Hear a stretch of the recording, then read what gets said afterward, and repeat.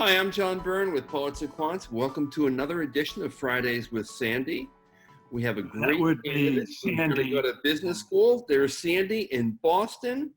And we have as our applicant today, Meg from Minneapolis. Meg from Minneapolis, yeah. Meg works at Target, or as we call it here, Target. You've heard that joke, right?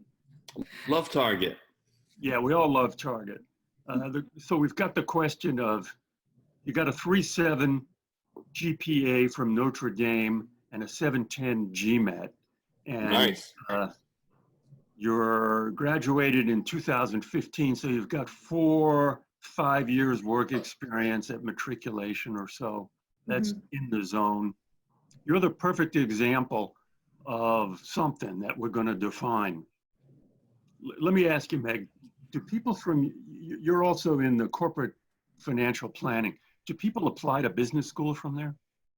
I would say it's fairly hit or miss. I joined Target in a accounting and finance development program, and I'd say more and more people are leaving that program and going to business school. But I would say out of classes of 15, maybe 2 to 3 apply every year. Yeah, and where have people gone in the past 3 or 4 years, if you know? Yeah, we have one person at Darden. We have a few people at Duke. I'm also aware of one guy that went to HBS. And how do you explain that? Him going to HBS? Yeah. People going to Darden and Duke. What's that? No, you mean him going to HBS? He was definitely the star of his class. I think there are also maybe some. Let me diversity a bit, but he was a great star of his class. That counts somewhat. You didn't know his stats or anything. Where did you go to college? I think he went to BYU. Okay, that's an HBS type, you know. Isn't Notre Dame? John will tell you that HBS religion. John will tell you that HBS used to be known for 3 M's.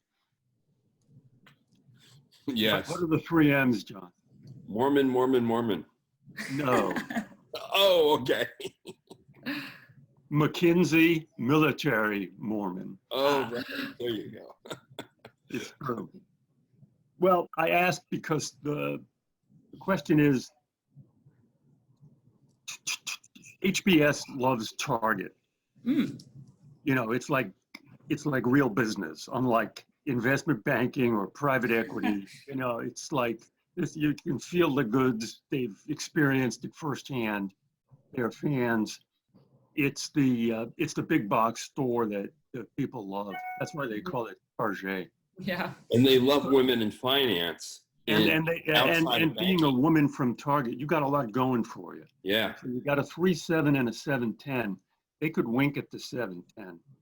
I am planning on, so I'm taking the GMAT again in 2 weeks. I consistently scored in closer to the 740 range, so I'm hoping some test anxiety will. That 740 could get you some money. Not from HBS, from other places. Anyway, you're there. You're just the perfect example of someone from the Midwest, went to Notre Dame, has real consumer, middle class, upper middle class experience, value system. You know, schools appreciate that. So can she get into HBS, John? Heck yeah, you kidding me? And if she got a 730, which is the median at HBS, and incidentally, just you're taking that test again with a 710 tells me a lot about you and your ambition and your passion to do this well. Because I mean, I know that Sandy would say, yes, do it. I don't even think you need to do it. But the fact that you are going to do it tells me a lot about who you are and what you want in your life. It's worth doing. It could help you get into schools. It could help you get money. If you got a 730 and let's say you didn't get into HBS, you could get into other schools and they might give you money based on, a lot of schools give money based on stats. Mm. Okay, that's all the good news. Could Yeah. you tell us what's your goal in light of this magnificent past? What are your goals? Yeah, absolutely. I would say my North Star, maybe not right out of grad school, my North Star is I'd love to be a pioneer in the relationship between private, public, and nonprofit relationships. But I'd say right out of school, I'd love to join a foundation and kind of join the world of impact investing. And Yeah, I get it. I get it. Let me give you some tough love. Don't say yes. that. Okay. Okay. I read it on your rap sheet here. You've got a perfect story, and you don't swear an oath when you go to business. Mm-hmm. A business school application is not an affidavit, although. What you should say is you're very interested in, the future of retail and target, both internationally and nationally. It presents just tremendous opportunity, and then you should spin that out. Yeah. And is there a rotational leadership program there for MBAs? At Target specifically. Yeah. It's not rotational. There is they call it the finance leadership program. Well, you could say you want to join that. That's a good thing to say. Or, you could work for what other companies do you like? Other retail companies. Yeah, other retailers, yeah. I think of maybe even more closer to the B Corp, so a Patagonia or even some of the hot. Yeah, Patagonia is a good example. That's also something that people on the Okay, admissions now, committee. Sandy, this raises a really interesting question. And this, we've talked about this in the past about how goals are important in your application in terms of shifting the odds of acceptance. But she has a genuine pen for impact investing. That's what she wants to do. Why should she not be honest and genuine about that? Because she doesn't have much history of that, and it sounds like she's confused and coming out of nowhere. And just to be brutally honest, there is a tacit sense among admissions committees that people in retail often are ditzy. So you want to negative that. Well, she's the opposite of ditzy. Yeah, in fact, but I'm just concerned about the downside. She gains nothing by making that case and opens herself up to a real downside. Somebody reads the application and goes, yeah, this person is telling us what she thinks we want to hear. Well, okay, but here, I agree with that. And here's the underlying philosophy. I'm going to remind everyone in the audience about Sandy's underlying philosophy about applying to business school. Do no harm. Correct. Which is don't raise any red flags when you don't have to, because you're right, John. It's real simple. Saying she wants to be impact investing has a whole lot of downside and no upside. She's not going to get any credit for that. So maybe Patagonia, or name some heroes. Mission-driven. Name some heroes. This is always a good exercise. Name some business heroes or some companies that you deeply admire in anywhere. Yeah. Any field, anything. Yeah, I mean, I even think about some of even the closer social enterprise work around like some of the bros baking out of California that's getting national news. They hire people coming out of incarceration. I think of that social enterprise. I even think of companies like Kiva that are kind of grassroots. And then invest in small business. Those are good companies, but they're all hip brands. It would also help if you had real mainline companies that you admired in retail or whatever, and said, my goal is to be an impactful leader, and my hero is like the guy who started Patagonia is like a famous guy. Yeah, the founder who's written a book. Yeah, so he's one hero that combines both business, impact investing, yada, yada, yada. Try and make it a little more businessy. Absolutely. And a way to do that is to have a list of hero people and companies. Yep. You Yep. could Well, I start gotta say, okay, I'm glad you're here, John. she's a woman. I wouldn't know what else to say with She that. wants to do good with her MBA. I understand it's not linear from where she's been in terms of progression, which is the red flag that's popping up. But it almost, troubles me that she has to, put on this other face to increase her odds. Is it worth at all trying to get experience on a board of a local nonprofit, or to try and get more experience that way, or even defer a bit to get that experience? Or do you think it's really the storytelling piece It's not like I'm it's not like my advice to you is to say you want to start a casino and prey on poor people, Like what I'm asking you to say your goals are, to have as a hero the guy who started Patagonia. I don't know. Can you meet it? Can you do that? I think I can do that. I sense that would be genuine for you, incidentally. Yeah. Right. Oh, yeah, You know absolutely. what I mean? So that wouldn't be so off kilter. And it would cut your downside. Yeah.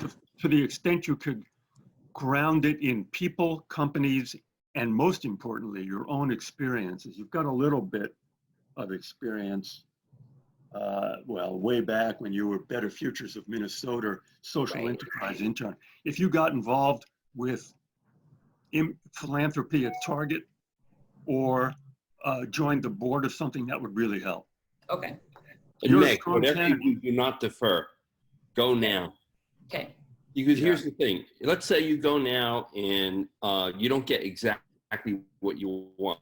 It could be a scholarship. It could be entrance into Harvard or whatever. Then you have another year to do it if you really want to do that, right? Give yourself a little more time, but you should go now. Your stats are great. You're in a good position. You are in the ideal place. It's time. It's time to knock on the door. I agree. Just make the goals be a hybrid of business and impact. Yep. And make them grow out of the platform on your resume. Absolutely. That's it can grow out and up a little bit. Mm-hmm. Just don't have goals where your resume is here and your goals are here. That's all. Yeah. Yep. What about Stanford? Is Meg a Stanford person? Particularly given her social get a 770 GMAT. They'd like.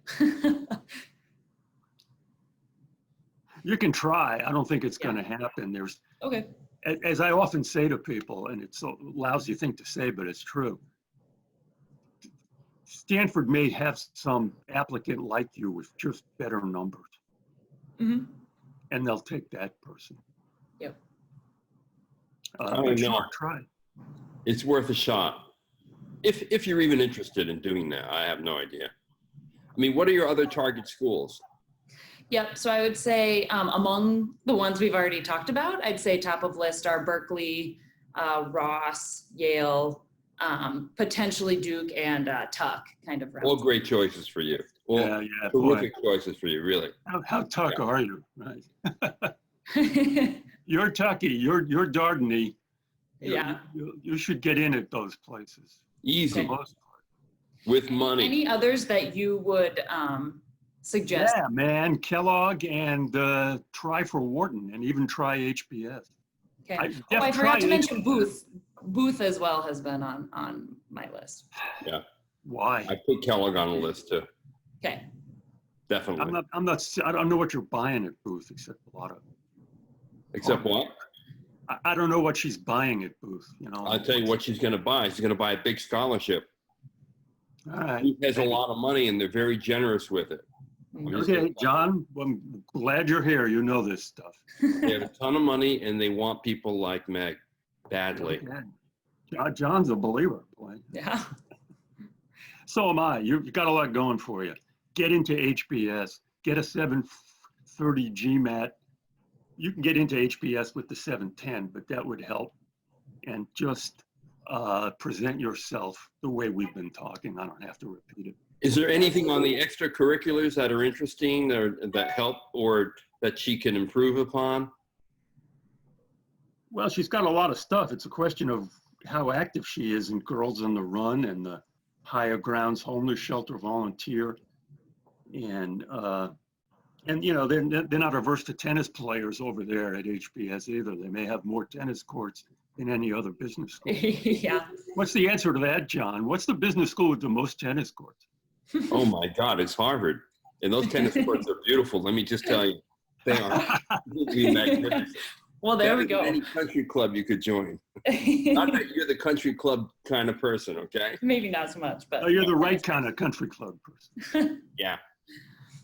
Yeah, I'd say outside of Girls on the Run and Higher Grounds, I spent most of my time focusing more on the Target Volunteer Council. I just saw like, man, there aren't that many representatives of finance there, and Target has a ton of resources that they're trying to do. So I'd say I'd spent more time there trying to understand how we better allocate our resources. Yeah, but that's your essay, you know. You go, an incredibly important experience for me at Target was the X months I spent on the thing you just described, where I discovered that a progressive, smart company like Target is not being as smart in managing their impact investing and their social philanthropy. And that's the kind of leader I want to be. You got it? Yep, got it.